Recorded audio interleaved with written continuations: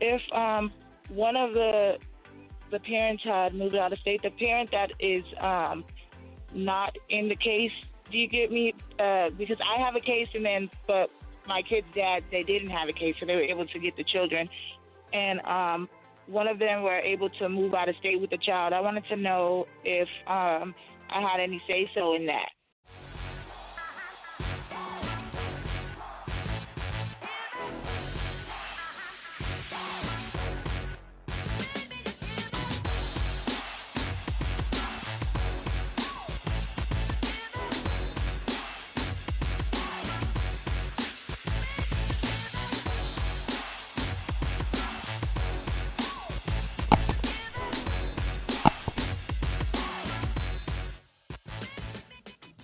Aaron Carranza, and we're taking your calls, listening to your stories, and trying to answer your questions.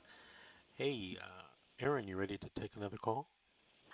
I am. Let's talk to Glenisha from California. Glenisha, do you have a story to tell or a question to ask? I have some questions to ask. Go ahead. I wanted to ask about if one of the parents had moved out of state, the parent that is not in the case, do you get me? Because I have a case, but my kid's dad, they didn't have a case, so they were able to get the children. And one of them were able to move out of state with the child. I wanted to know if I had any say-so in that.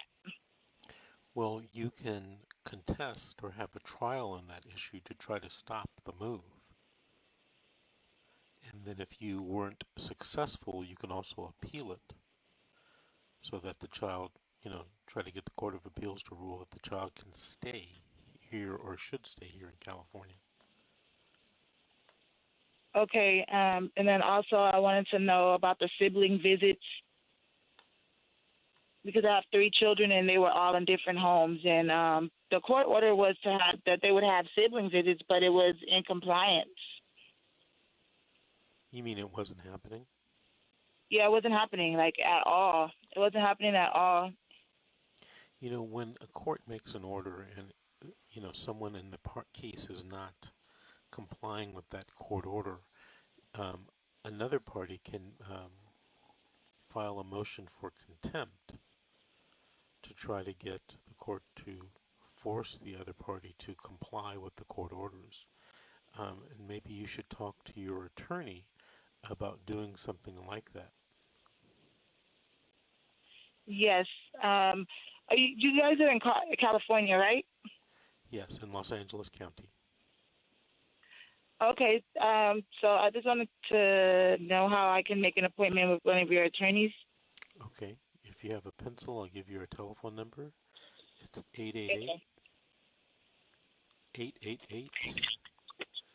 888-888-6582. 888-888-6582. Glenisha, I want to thank you for calling and thank you for listening.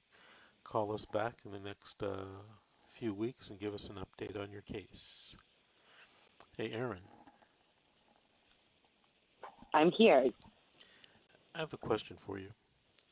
What's going on in your case? We're not going to mention any names, of course, but tell us what's going on in your case.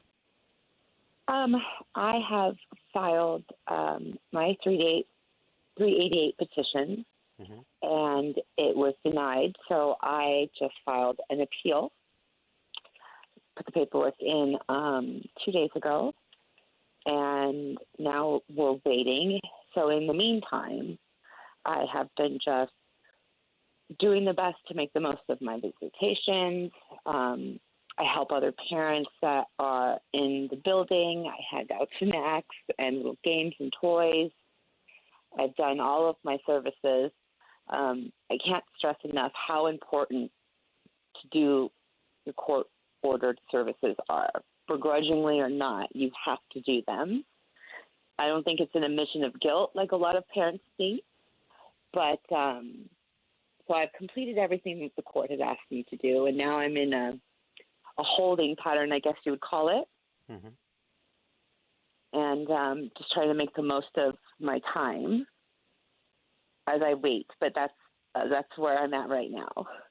You know, you and I were talking about this off the air, and when the court denied your 388 petition, it gave some Uh-huh. reasons why it denied the 388.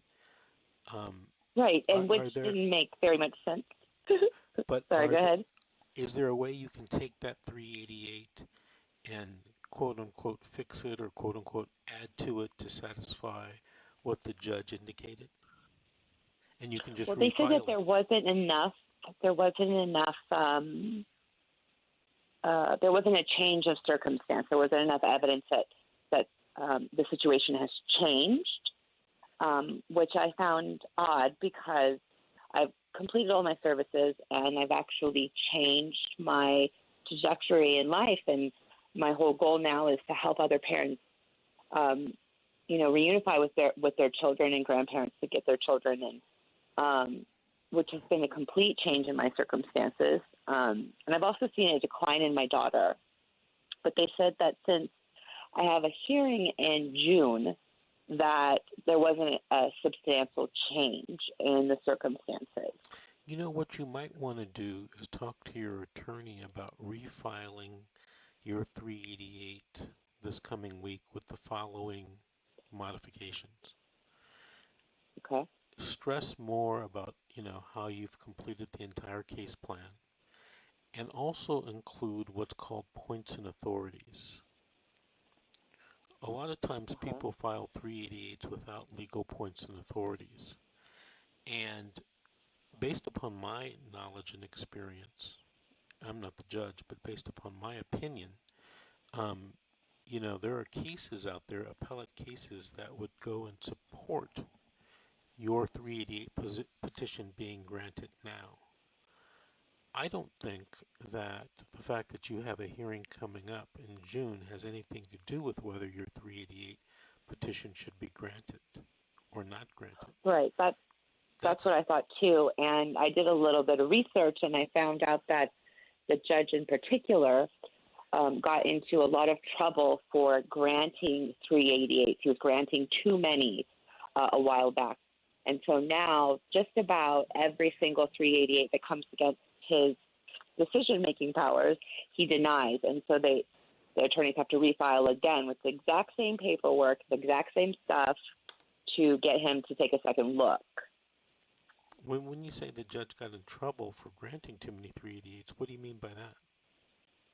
It was something that my attorney had told me. She said that he was granting them, and someone came down on him about it, and it was literally night and day. He went one day from listening and granting to all of a sudden he said he's not going to be granting as many anymore, and now she said 9 out of 10 times the 388 petitions get denied. Even with, I submitted pictures and paperwork and evidence and all kinds of proof, and still denied. So, of course, we filed the appeal immediately the same day, and then we were talking about refiling the same 388 petition to see how it goes again. Right, but this time add the points and authorities, add the legal points and authorities, to try to convince the judge that based upon these facts and everything that you've done, your petition should be granted. Especially, you know, to liberalize your visitation in terms of monitored or supervised to unmonitored or unsupervised, and then the nature and extent and the frequency and duration of the visits, right? You can have more. Well, I also found out that the social worker 2 minutes is saying that I haven't learned anything from my services, which is untrue because now I'm in this field. So obviously I have benefited from services and I want other people to benefit. And he's refusing to increase my time. And I've completed all of my services in February. So I should have had already increased time. And this single social worker is saying no. Well, you know what? Talk to your attorney and see if you can email, or the attorney can email the social worker and ask the social worker to delineate the reasons why he is coming up with that opinion, that even though that you completed the services, that you didn't learn anything from them. Right. Well, one of the reasons, and this is funny, is because I refused to co-parent with my ex-husband, but we have a restraining order. So I'm not really sure how to co-parent with someone who has a restraining order. Right. So I'm going to have to look into that a little deeper. But that was one of the one and only reasons I was given, well, my attorney was given, because my caseworker has stopped speaking to me. Apparently I asked too many questions. Okay. But so that is one of them. Hey, Aaron, we got to take another break. Engineer's in my ear. All right. This is The Secret, How to Fight Child Protective Services and Win. We'll be right back after these messages with more questions and more stories.